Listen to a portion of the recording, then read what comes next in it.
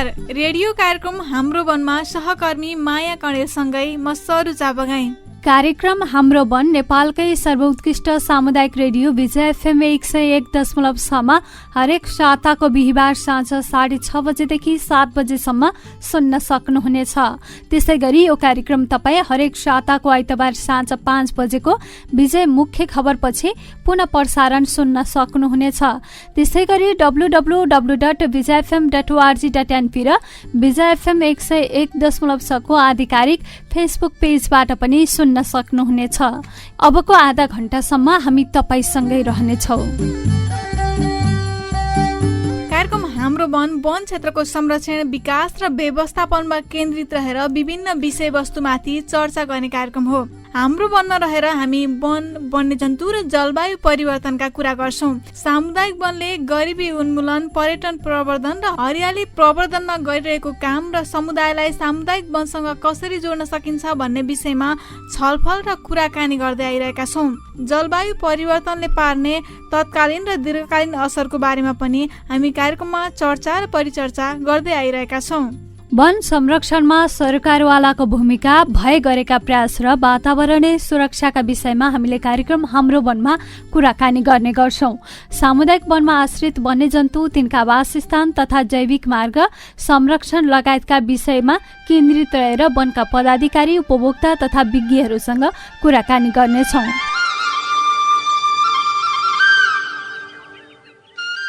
कार्यक्रम हाम्रो वनको आजको कार्यक्रममा सहकार्य गरेको छ मौलाकाली सामुदायिक वन उपभोक्ता समूह गैंडाकोटले। कार्यक्रममा आज हामी मौलाकाली सामुदायिक वन उपभोक्ता समूहको गतिविधि समेटिएको वनको आफ्नै कुरा र मौलाकाली सामुदायिक वन उपभोक्ता समूहका अध्यक्ष काशीनाथ कणेलसँग गरिएको कुराकानी प्रस्तुत गर्नेछौँ। कार्यक्रमको सुरुवातमा भने लागो मौलाकाली सामुदायिक वन उपभोक्ता समूहको आफ्नै कुरा सुन्नतर्फ।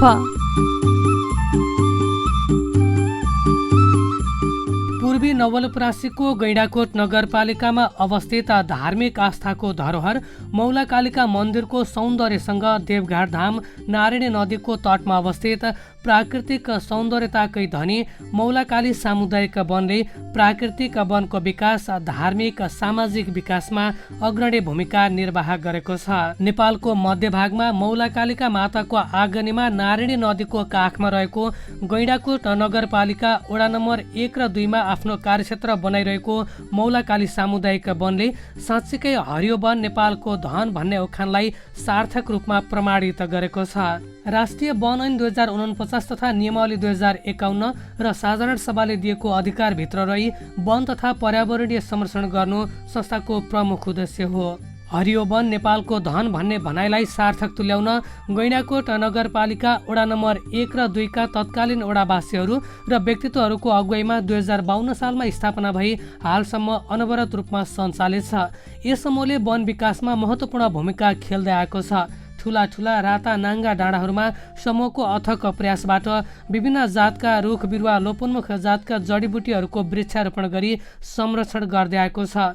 वन विकासका निमित्त समूह एक्लै लागेर सम्भव पनि थिएन। यस क्षेत्रका आम जनताहरूको ठूलो योगदानबाट मौलाकाली सामुदायिक वनले हराभरा बनाई विभिन्न क्षेत्रबाट सम्मानित समेत भएको छ। कुनै पनि क्षेत्रको विकासका लागि त्यहाँका बासिन्दाहरूको महत्त्वपूर्ण भूमिका हुने कुरा यस वनलाई एक उदाहरण मान्नुपर्ने देखिन्छ। हालसम्म यस सामुदायिक वनमा 2168 घरहरूले सदस्यता लिएका छन् भने 14वटा सङ्घ संस्थाहरू समूहमा आबद्ध छन्। प्रत्यक्ष वा अप्रत्यक्ष रूपमा करिब 15,000 जनतालाई काठ दाउरा वितरण गरी सुविधा पुर्याउँदै आएको छ। वनले आम्दानी तथा खर्चको अभिलेख दोहोरो लेखा प्रणाली अनुसार राख्ने गरेको छ। कम्प्युटर सफ्टवेयर प्रणालीद्वारा आर्थिक कारोबार गरी अभिलेख राख्ने गरेको छ भने वार्षिक कार्ययोजना अनुसार बजेट विनियोजन गरी खर्च गर्ने गरेको छ। समूहमा आर्थिक, प्रशासनिक र कर्मचारी नियमावली लागू गरी दैनिक कार्य सञ्चालन प्रक्रियालाई सफल र सबल रूपमा सञ्चालन गर्ने गरिएको छ भने वन कार्यालयको निर्देशिका तथा समूहको आर्थिक कार्ययोजना अनुसार काठ तथा दाउरा छपान, कटान र निकासा गरी माग अनुसार प्राथमिकताका आधारमा वर्गीकरण गरी वितरण गर्ने गरिएको छ। ध्वजामाला, पसल तथा पार्किङ जस्ता विकास निर्माणका काम गरी समूहको आयमा वृद्धि हुने कार्य गरेको छ। यस क्षेत्रको वन विकास एवं अन्य सामाजिक विकास र रचनात्मक क्रियाकलापमा सहभागी भई सम्मान एवं पुरस्कृत भएको छ। स्थानीय वातावरण मैत्री शासन कार्यक्रम अन्तर्गत गैंडाकोट नगरपालिका कार्यालयसँगको सहकार्यमा मौलाकालिका ग्रिन पार्किङ निर्माण गरेको छ। वन क्षेत्रको विकासका लागि आवश्यकता अनुसार वन व्यवस्थापन तालिम लिई खाली रहेको ठाउँमा लोपोन्मुख जातका जडीबुटीहरूको वृक्षारोपण गरेको छ। समूहले गरेका आम्दानी तथा खर्चको विवरण मासिक बैठकबाट पारित गर्ने गरेको छ। मानव बस्ती र जङ्गल सिमानामा तारजाली लगाउने कामको सुरुवात गर्ने, जडीबुटी जन्य वृक्षारोपण गरी उक्त बिरुवाहरूलाई जाली लगाई संरक्षण गर्ने, केबल कारका लागि कसरी वातावरण संरक्षण गरी केबल कार बनाउन सकिन्छ भन्ने सवालमा, अग्निपथ विस्तार गर्ने सवालमा, कार्यालय भवनलाई अधुरो रहेको कम्पाउन्ड पर्खाल पुरा गर्ने सवालमा, लोपोन्मुख चेपाङ जातिलाई यसै सामुदायिक वनको छेउमा बसोबास गर्ने परिवारलाई घर बनाएर दिने सवालमा, वन पैदावार निकासी, छपानी, कटानी र वितरण गर्ने सवालमा, वन गस्ती र दिगो वन व्यवस्थापनको सवालमा धेरै निर्णयहरू गरेको छ। मानव बस्ती र वनको सिमानामा तारजाली लगाउने, लोपोन्मुख चेपाङ परिवारलाई घर बनाएर दिने, कार्यालय व्यवस्थापन, सम्पूर्ण उपभोक्ता सदस्यहरूका बीचमा हरियो वन हाम्रो धन भन्ने भावना जागृत गराउँदै वन जङ्गल प्रति उत्तरदायी बनाउन प्रभावकारी भूमिका निर्वाह गर्नुका साथै जडीबुटी जन्य नयाँ नयाँ बिरुवाहरूको शोधखोज तथा व्यवस्थापन गरी खाली ठाउँमा वृक्षारोपण गर्ने जस्ता अत्यन्त महत्त्वपूर्ण र समय सापेक्ष निर्णयहरूलाई कार्यान्वयनमा ल्याएको छ, जसले गर्दा मौलाकाली सामुदायिक वन साँच्चीकै हरियो वन नेपालको धन भन्ने उखानलाई सार्थक रूपमा प्रमाणित गर्न सफल भएको छ। कार्यक्रममा आज हामी खुल्ला पर्यावरणका विषयमा कुराकानी गर्दैछौँ। जीवजन्तुलाई स्वतन्त्र रूपमा छाडिदिने विषय हामी माझ नौलो होइन। सबै सामुदायिक वनमा कुनै न कुनै जीवजन्तु पाइन्छ नै। कतिपय सामुदायिक वनले पर्यटन प्रवर्धन गर्ने भन्दै चिडियाखानाका रूपमा विकास गरेको पनि पाइन्छ। तर गैंडाकोटका सामुदायिक वनमा भने खुल्ला पर्यावरण नीति अवलम्बन गरेको पाइन्छ। आज हामीले खुल्ला पर्यावरण भनेको के हो यसै विषयमा मौलाकाली सामुदायिक वन उपभोक्ता समूहका अध्यक्ष काशीनाथ कणेलसँग कुराकानी गरेका छौँ। लागौँ अब उहाँसँग गरिएको यो कुराकानी सुन्नतर्फ।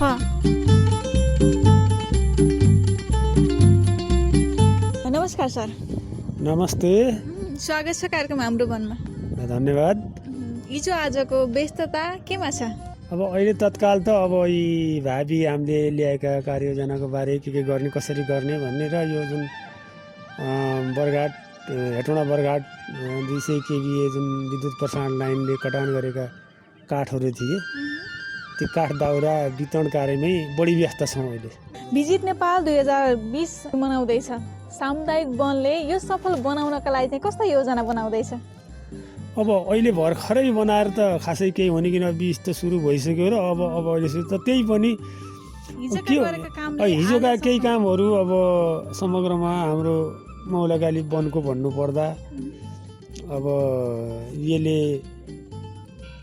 अहिले तत्काललाई त हाम्रो के गरेका छौँ भने हाम्रो यदि मौलाकाली वन हेर्न कोही आउनुहुन्छ भने हाम्रो वनको 2 नम्बर प्लटदेखि 2, 3, 4, 5 हुँदै फर्केर फेरि 2 मा आउने एउटा रिङ रोड तयार गरेका छौँ।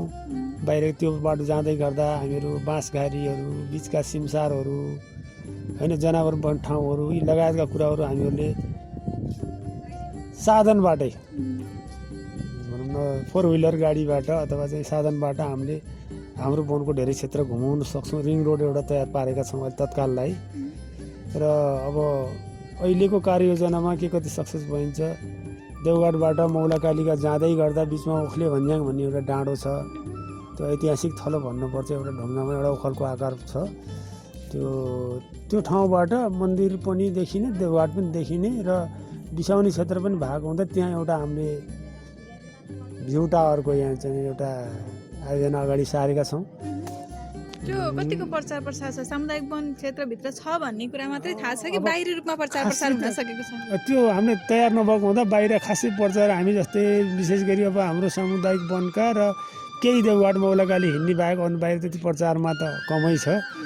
र अब यहाँ कोही आउनुभयो बाहिरबाट सम्पर्कमा आउनुभयो भने हामीहरू लान्छौँ। र अब हामी पनि सायद यो अब तपाईँहरूको मिडियाले पनि एउटा के सहयोग गरिदिनु पर्छ जस्तो लाग्छ भने अब सम्बन्धित वन मौलाकाली मात्रै नभएर आफ्नो क्षेत्रका वनहरू कुन कुन ठाउँमा के छ त्यो कुरो फलान वनमा जानुभयो भने यस्तो गर्नुहोस् भन्ने किसिमको कुराहरू अलिकति स्थानीय मिडियाले पनि भूमिका खेलिदिए अझ राम्रो हुन्छ। र त्यति प्रचारमा आइसकेको छैन। र अब अर्कोमा एउटा हामीहरूले यो अब दीर्घकालीन र अलिकति एउटा राम्रो योजनाको रूपमा चोरखोला जलाशय क्षेत्रलाई ल्याएका छौँ र त्यसको डिपिआर तयार गरेर अहिले भर्खरै आज त्यो प्रपोजल हामी काठमाडौँ चुरे संरक्षण समितिमा चाहिँ पठाएका छौँ। 9 करोड समथिङको लागतमा चाहिँ त्यो बन्ने छ। त्यहाँ 100जना जति मानिसहरूले ध्यान गर्न सक्ने ध्यान केन्द्र एउटा हुनेछ भने त्यहाँ अब 9वटा यति सेड हुनेछन् बस्नको लागि। एउटा भ्यू टावर हुनेछ त्यहाँ पनि, जहाँ ब्रिटिस क्याम्पको जस्ट माथि पर्छ उत्तरतर्फ, र त्यो बोटिङ पोइन्ट लगायतको अनि त्यो जुन तलाउको बिचमा बुद्धको मूर्ति लगायतका कुराहरू तयार गरेर हामी त्यो पठाएका छौँ र हामीहरूको अब यही वर्षबाट हामीहरू त्यो काम सुरुवात गर्नेछौँ। पहिला अब वनको पनि जे जति होला 2-4 लाखबाटै किन नहोस् हामी काम सुरु गरिहाल्नेछौँ त्यसमा। र यस लिएर हामी प्रदेश सरकार र गण्डकाकोट नगरपालिकासँग पनि अनुरोध गरेर त्यो हुनेछ भने अब एउटा जिप लाइनको कुरो पनि अघि यहाँ आएको थियो। यो हामीले अहिले मानिसहरूको कुरा गर्ने हो भने धेरै मानिसहरू कोलाहालबाट मुक्त पाउनका लागि सामुदायिक वनमा भ्यू टावरका कुरा गर्नुभयो, सिमसार क्षेत्रका कुरा गर्नुभयो। त्यो क्षेत्र रोज्दै गर्दा स्थानीय अथवा सम्बन्धित निकायले चाहिँ यी ठाउँहरूमा चाहिँ हामीले चासो दिएर काम गर्नुपर्छ भनेर कतिको चासो दिएर अगाडि बढे जस्तो लाग्छ? होइन, स्थानीयहरूबाट त सहयोग पाइएको छ। चासो निकायबाट हामीले पाउने सहयोग पाएका छौँ कि छैन? यस क्षेत्रलाई संरक्षण गर्नुपर्छ, विकास गर्नुपर्छ, अब हामीले यसलाई आम्दानीको स्रोत बनाउनुपर्छ भनेर? होइन, हामीले लगेका प्रपोजल अनुसार त अहिलेसम्म सम्बन्धित निकायले चासो राखेकै छ र साँच्चै भन्नुपर्दा त्यति साह्रै हामीहरूले पनि प्रपोजल नलगेकै हो। भर्खर तयार पारेर जाने प्रोसेसमा जाँदैछौँ, भर्खर लैजाँदैछौँ। योभन्दा अगाडिका सानातिना कामलाई हामी चाहे नगरपालिका होस्, चाहे अब डिभिजन वन कार्यालय होस्, चाहे प्रदेश होस्, त्यहाँ जाँदा पनि उहाँहरूले पनि आउनुहोस् न, राम्रा कामहरू पर्यटन प्रवर्धनको लागि राम्रा कामहरू लिएर आउनुहोस्, हामी सक्दो सहयोग गर्छौँ भनेर उहाँबाट आश्वासन पाएकै अवस्था हो।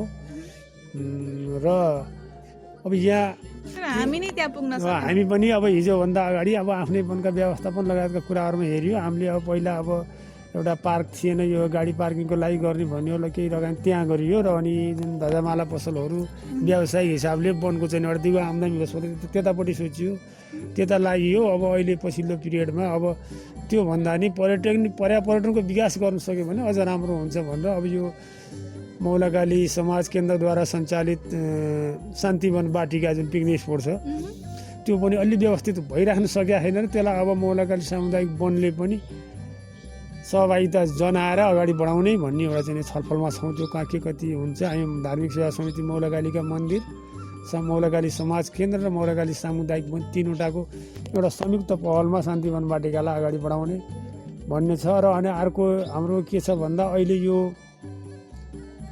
गाउँको छेउमा तारबार नहुने र जनावर गाउँतिर प्रवेश गर्ने, गाउँका कुकुरले खाने गरेर केही हाम्रो मृगको सङ्ख्यामा केही कमी आएको थियो। होइन भने हाम्रो यो कार्यालयको पूर्वतर्फ जहाँ चुवारखोला जलाशय क्षेत्र हामी निर्माण गर्ने हाम्रो प्रक्रियामा छौँ। त्यो दाहिने बाएँ त्यो एरिया कस्तो छ भन्दा अहिले पनि बिहान र बेलुका 4 बजेपछिको समयमा गए अहिले फट्टाफुट्टा मृगहरू चढ्दै गरेको देख्न सकिन्छ। कति बेला हाम्रै कार्यालय परिसरसम्म पनि आउँछन्।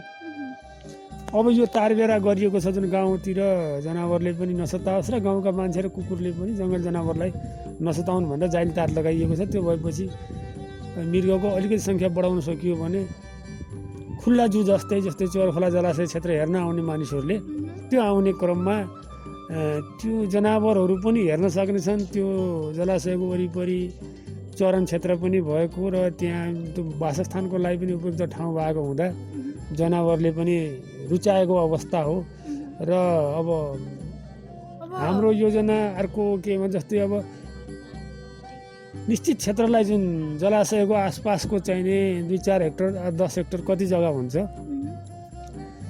त्यो जमिनलाई जैविक विविधता संरक्षण क्षेत्र भनेर पनि राख्ने कि भन्ने एउटा सोचमा छौँ। त्यो कार्ययोजनामा लैसकेका छैनौँ हामीले।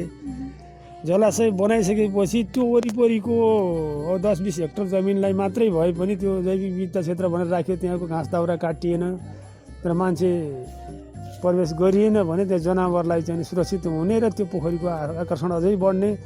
र जस्तै मौलाकाली मन्दिर जो अब 2011मै उसले धार्मिक पर्यटक गन्तव्यको रूपमा चाहिँ सूचीकृत भइसकेको संस्था हो। यही बाटो भएर यही मौलाकाली सामुदायिक वनको बाटो भएर त्यहाँ मन्दिर जाने आउने गर्नुहुन्छ। धेरै मानिसको चहल पहल हुने सामुदायिक वन भनेको मौलाकाली सामुदायिक वन हो। यहाँ गैंडाकोटका धेरै सामुदायिक वनहरू चाहिँ खुल्ला पर्यावरणमा आबद्ध भएका वनहरू छन्। खुल्ला पर्यावरण भनेको चाहिँ के हो थोरै बुझाइदिनुहोस् न। अब खुल्ला पर्यावरण भनेको त विशेष गरी चाहिँ जो अब त्यहाँ वायु प्रदूषित नहोस्, वातावरण प्रदूषित नहोस् र अनि त्यो स्वच्छ तरिकाले बाहिर आफ्नो खुसीले आफ्नो चाहना अनुसार चाहे बुटामुनि होस् चाहे ढुङ्गामा होस् कोही पनि ठाउँ गएर आफ्नो एउटा त्यो मनलाई शान्त प्रफुल्ल बनाएर बस्न पाउने किसिमको वातावरण जङ्गलको छेउमा अथवा चाहिँ चौरको छेउमा त्यस्तो किसिमको वातावरण होस्। अब उतापट्टि रुखमा चढेका चराहरू कराएका हुन्, कतै कतै बाँदरहरू रुखमा उफ्रिएको देख्न पाइयोस्, कतै अब मृगहरू मयूरहरू कराएको सुन्न पाइयोस्। त्यो एउटा चाहिँ नि खुल्ला पर्यावरणीय आनन्द भनेको त्यस्तो हुनुपर्छ जो सम्भव कति हुन्छ। हामीले यो मौलाकाली वनले पनि यो मौलाकाली वनले पर्यटकलाई त्यति साह्रै खोज्नु नपर्ने, यहाँ आएका पर्यटकलाई व्यवस्थापन गरिदियो हुने भएको कालिका मन्दिरको नाताले नजिकको देवघाट अब एउटा चाहिँ नि नेपालका 5वटा शक्तिपीठ मध्येको मेन पीठ पनि भएको हुँदा यो गर्न सक्यो भने वनले आम्दानी पाउने, स्थानीय जनताले रोजगार पाउने र यहाँका चिजहरू उत्पादित चिजहरू यहीँ खपत हुने हुँदा यो पाटोमा हामीहरू जति कार्यक्रम ल्याएका छौँ र नल्याएका पनि आगामी वर्ष हामीहरू लानेछौँ र अहिले त कतिपय सम्भव नहोलान्। यस्ता पर्यटकीय वर्ष 11मा आयोजना गरिएको थियो, अहिले 20मा हो, भोलि गएर 28मा 30मा होला। त्यो बेला आइसक्दाखेरि मौलाकाली वन एउटा नेपालका चाहिने जस्तै अहिले 10वटा गन्तव्य भनेर केही राखिएको छ भने 20वटा गन्तव्यभित्र यो पनि परोस्, त्यो किसिमको कार्ययोजना हामी अगाडि बढाउनेछौँ। त्यसका लागि योजनाहरू पनि बनाइरहनु भएको छ। अब खुल्ला पर्यटनको कुरा गर्दै गर्दा जीवजन्तुको जीवनशैलीमा चाहिँ परिवर्तन आउँछ कि आउँदैन? हामी हिँड्दै गर्दा धेरै हिँड्छौँ, मौलाकाली मन्दिर पनि यही बाटो भएर जाँदै गर्दा जीवजन्तु हाम्रो वनमा भएका जीवजन्तुको जीवनशैलीमा चाहिँ परिवर्तन हुन्छ कि हुँदैन? त्यो यस्तो रहेछ, त्योमा सबभन्दा पहिला त हामी मानिसमा परिवर्तन आउनु पर्यो। हामी नेपालीहरूमा एउटा अनुशासन सिस्टम अलिक कम छ र हामीले गरेको अनुभव म पनि 15-16 वर्षबाट यो वनसँग आबद्ध छु। जनावरलाई उसलाई स्वच्छ रूपले चर्न खान दियो भने हामी बाटोमा हिँड्दै उनलाई हेर्दैमा खासै असर पर्दैन। तर हामीहरूले के भने हामी सुध्रिनु पर्यो, जनावरलाई अनावश्यक नगिजाउने, नहान्ने, नदपाउने, उसलाई स्वतन्त्र चलचलन गर्न दियो भने उसको कुनै पनि असर पर्दैन। बरु हाम्रो जुन वनको डडेलो, वन फडानी, कटान यिनले चाहिँ नोक्सान, उनका वासस्थान बिग्रेला त्यो होला होइन। मान्छे हिँडेर जनावरलाई असर पर्दैन। सिस्टम हामीमा पनि हुनुपर्छ र हामीले उनीहरूलाई डिस्टर्ब नगरिकन हिँड्यौँ भने ऊ स्वतन्त्र हिँड्न चर्न पायो भने जनावरमा पशुपन्छीमा असर पर्दैन। कतिको आवश्यक छ यो खुल्ला पर्यटन चाहिँ? एकदम आवश्यक छ। अब म त सायद त्यो सोखी भएर होला नि, म बेला चितवन राष्ट्रिय निकुञ्जतिर पनि म त्यो हिँडिरहन्छु।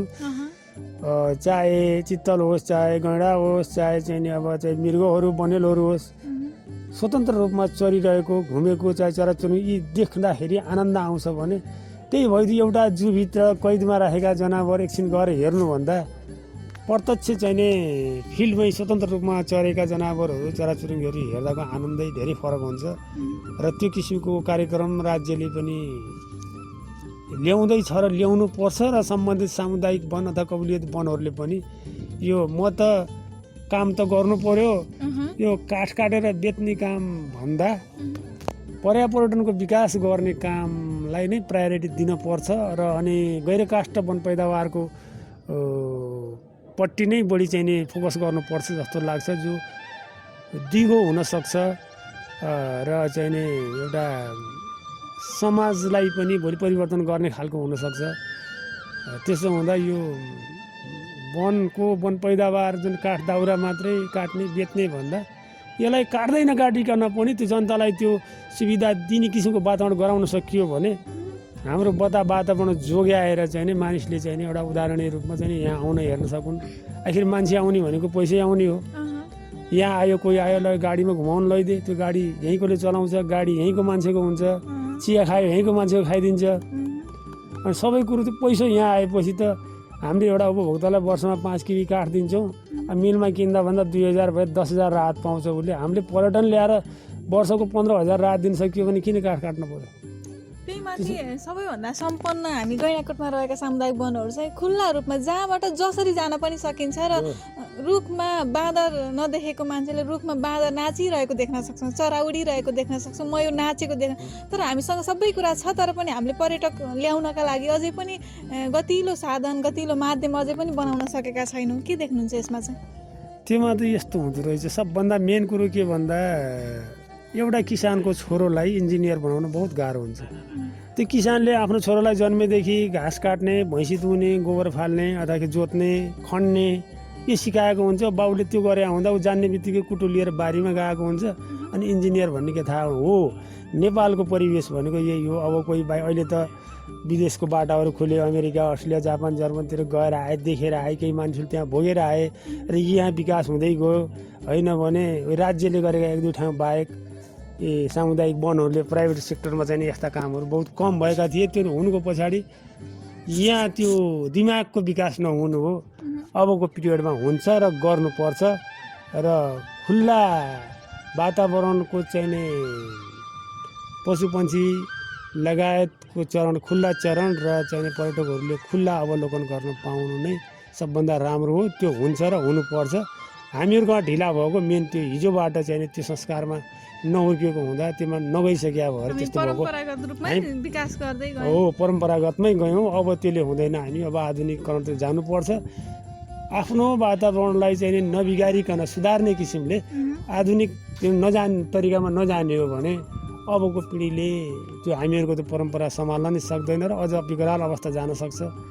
त्यस्तो हुँदा पर्यटनलाई फोकस हुने किसिमका कामहरू ल्याउनुपर्छ सबै वनले र राज्यले पनि यी कुराहरूमा अझ सम्बन्धित ठाउँमा गएर प्रशिक्षण दिन पर्ने हो कि फिल्ड भिजिट गरेर चाहिँ त्यहाँ सम्भाव्यता के हो। मैले अघि नै भने नि, मलाई लागेको कुरो मैले मौलाकाली वनमा रिङ रोड तयार गर्ने, ताकि कोही हेर्न आयो मौलाकाली वनमा अध्ययन अनुगमन गर्न आउँछ यदि भने उसलाई सर हाम्रो गाडीबाट 10-12 किलोमिटरको दूरी छ, एउटा छेउबाट लगेपछि अर्को किनारमा निकाल्दासम्म हाम्रो वनभित्र भएका चाहे साल होलान्, बाँस होलान्, केरा होलान् अथवा कहीँ खर होला वा बियो होला, कहीँ बाँदरहरू सेता बाँदर भेटिएलान्, कहीँ राता बाँदर भेटिएलान्, कहीँ कालिज भेटिएलान्, कहीँ अब कुखुराहरू लैँचेहरू भेटिएलान् होइन। त्यो हिँड्यो अनि कहीँ चाहिँ अब सिमसार होला, कहीँ डाँडा होलान्, कहीँ भिरालो पाखा होलान्। यी सबै कुरो सर हेर्दै गएपछि अलिकति रहेछ है मौलाकाली वनको। एउटा अफिसमा गएर एकछिन अन्तर्क्रिया गर्नुभन्दा फिल्ड भिजिट चाहिँ राम्रो हुन्छ। र भोलि चितवन राष्ट्रिय निकुञ्जभित्र आउँछन्, के हेर्न आउँछन् त? त्यही जङ्गल, त्यही जनावर हेर्न आउने त हो नि पर्यटक। हो हामी पनि हामी भित्र भएका, हाम्रो वनमा भएका जनावरको गरिएका हुन्थे भने सायद त्यहाँ त्यति धेरै घुइँचो पनि हुन्थेन। कैदको हेर्न आउँदैन नि मान्छे, खासै अब नजिक भएर त्यो चिडियाखानामा राखिएको, संरक्षण गरेर राखिएको हुन्थ्यो भने सायद चितवन राष्ट्रिय निकुञ्जमा वर्षै नि त्यति धेरै पर्यटकको घुइँचो चाहिँ लाग्ने थिएन। चिडियाखानाभित्र थुनिएका जनावरलाई हेर्नुको आनन्द र फिल्डमै गएर स्वतन्त्र रूपमा चरित्रण गरेका जनावरहरूलाई आफू पनि त्यही फिल्डमा बसेर हेर्नुको आनन्दै फरक हुन्छ। सुन्दै हुनुहुन्थ्यो मौलाकाली सामुदायिक वनका अध्यक्ष काशीनाथ कण्डेलसँग गरिएको कुराकानी।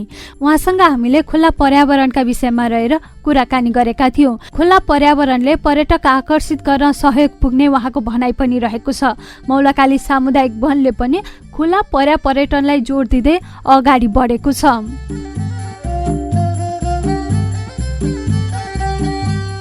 हवस् त, यिनै विविध सामग्री प्रस्तुत गर्दा गर्दै हामी कार्यक्रमको अन्त्यतिर आइपुगेका छौँ। कार्यक्रम तपाईँलाई कस्तो लाग्यो? कार्यक्रमबारे केही सल्लाह सुझाव र जिज्ञासा भए तपाईँ हामीलाई कार्यक्रम हाम्रो वन सुने जितिन्छ विजय FM 101.6मा पत्राचार गर्न भने नभुल्नुहोला। साथै हामीलाई 078 50 14 03मा फोन गरेर जानकारी दिन सक्नुहुन्छ। कार्यक्रम सुनेर साथ दिनुहुने तपाईँ आफन्तलाई धेरै धेरै धन्यवाद। र धन्यवाद प्रविधिका साथी कविता तिवारीलाई पनि। अर्को श्रृङ्खलासम्मका लागि म माया कणेल, म सरु चापागाई पनि छुटिन्छौँ। नमस्कार।